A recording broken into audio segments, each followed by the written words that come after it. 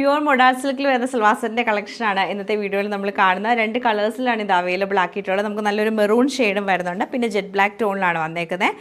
Plain top വന്നിട്ട് നമുക്ക് ഇതിലൂടെ പെയർ ചെയ്തിരിക്കുന്ന പ്രിൻറ്റഡ് ആയിട്ടുള്ള ദുപ്പട്ടയാണ്. അതുപോലെ തന്നെ ബോട്ടം വരുമ്പോൾ സാൻഡൂൺ സിൽക്കിൻ്റെ ബോട്ടമാണ് പെയർ ചെയ്തേക്കുന്നത്. അപ്പോൾ 4ൻ്റെ കളക്ഷൻ നമുക്ക് ഡീറ്റെയിൽ ആയിട്ട് കണ്ടുനോക്കാം.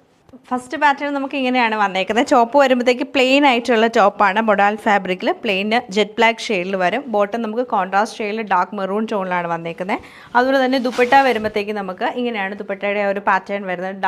റെഡ് ഷെയ്ഡ് നമുക്ക് വന്നിട്ട് അതിലൊക്കെ ബ്ലൂവും ബ്ലാക്ക് ഷെയ്ഡൂടെ മിക്സ് ചെയ്തിട്ടാണ് ദുപ്പട്ട വരുന്നത്. അതുപോലെ ദുപ്പട്ടയുടെ എൻഡിൽ നല്ല രസമായിട്ടുള്ള പ്രിൻ്റാണ് വരുന്നത്. ഓവറോൾ ഇങ്ങനെയാണ് ഇതിൻ്റെ ഒരു ഔട്ട്ലുക്ക് വന്നേക്കുന്നത്. അടുത്ത നമുക്ക് വരുമ്പോഴത്തേക്ക് ടോപ്പും ബോട്ടവും സെയിം ആയിട്ട് തന്നെയാണ് വന്നേക്കുന്നത്. ദുപ്പട്ടയിലുള്ള ഡിഫറൻസേ ഉള്ളൂ. ദുപ്പട്ട വരുമ്പോഴത്തേക്ക് ഈ ഒരു പ്രിൻ്റാണ് ദുപ്പട്ട ഫുൾ വരുന്നത്. നമുക്ക് റെഡ് ഷെയ്ഡ് വന്നിട്ട് ബ്ലാക്കും ബ്ലൂവും കളർ കോമ്പിനേഷനിലാണ് ഈ ഒരു സൽവാർ സെറ്റ് വരുന്നത്.